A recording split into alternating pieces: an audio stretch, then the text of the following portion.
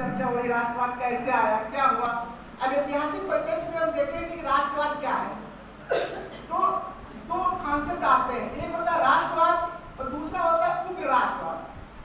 उग्र राष्ट्रवाद और राष्ट्रवाद में अंतर इतना है कि उग्रवाद का मतलब होता है कि अपने राष्ट्र को बहुत आगे तक ले जाना।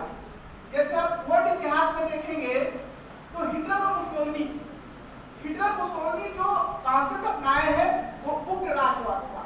जैसे उन्होंने बताया है, राष्ट्र को कहा है ओल्क, VOLK, ये साइलेंट होता है, उसको ओ कहते हैं। ओ का मतलब उन्होंने कहा कि जो व्यक्ति है वो गौड़ है और राष्ट्र सर्वोपरि है। लेकिन जो तिलक का राष्ट्रवाद है वो किसी को आहत करने का नहीं रहता है। जैसे कि इतिहास में देखेंगे, मेगास्थनीज ने बताया, मेगास्थनीज ने कहा कि भारत ने कभी भी किसी राष्ट्र पर अटैक नहीं किया।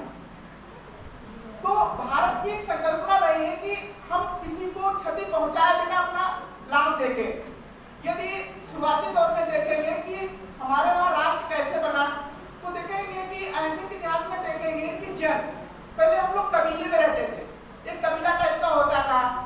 उसके बाद बना जनपद, जनपद का पूरी इंटीग्रिटी बढ़ी और फिर बना महाजनपद।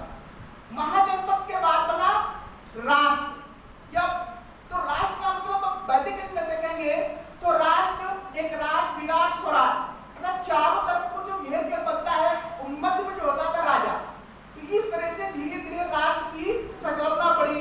और जैसे ही हम मिडिवल इतिहास में आएंगे तो आप देखेंगे अकबर को और औरंगजेब को। अकबर का राष्ट्रवाद है और औरंगजेब का राष्ट्रवाद है, उसमें थोड़ा अंतर है। अकबर ने जो अपने राष्ट्रवाद की संकल्पना रखी, उन्होंने सबको मिलाकर चलने का प्रयास किया। लेकिन औरंगजेब ने थोड़ा सा अपने राष्ट्र को ज्यादा एग्रेसिव कर दिया।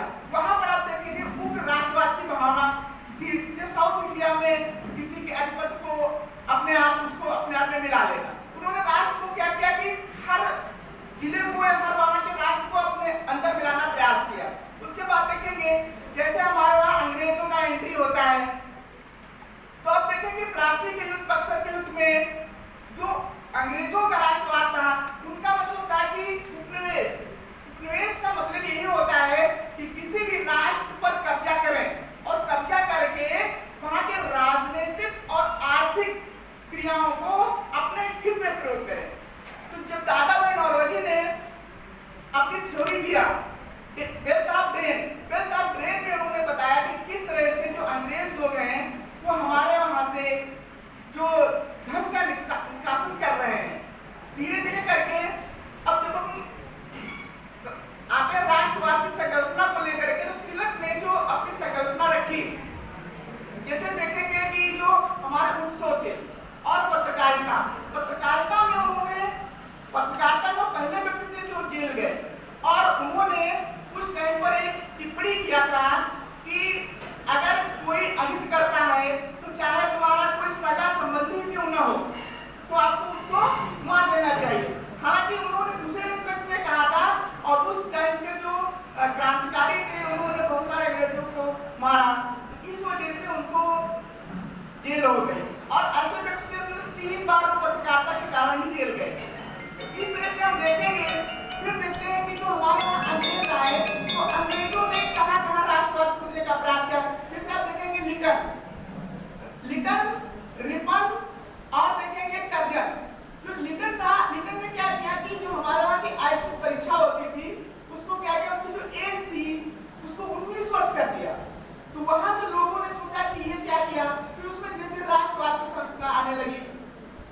उसके बाद देखिए कर्जन ने बल विभाजन कर दिया। तो इस तरीके से बल विभाजन में देखेंगे जो स्वदेशी मूवमेंट इन्होंने चलाया, बहुत जबरदस्त तरीके से चलाया।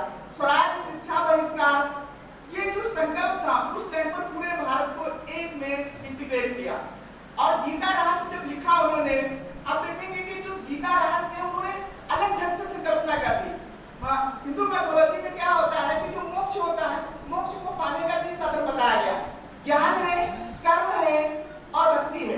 तो शुरुआती जो लोग थे वो भक्ति पर काम किए, बीच में ज्ञान वाले, और जो कर्म था, कर्म को इन्होंने बोला कि हमको कर्म करना है। इस तरीके से अंग्रेजों को बाहर करना है, चाहे पत्रकारिता हो चाहे जिस क्षेत्र में हो, उससे क्या करते सबको एक लेना है। उसके बाद देखेंगे कि जब अंग्रेजों ने अपना पूरा साम्राज्य फैलाना स्टार्ट किया तो तिलक जी ने बहुत अच्छे तरीके से पूरे राष्ट्र को समेट करके और एकजुट होकर के भारत से अंग्रेजों को भगाने का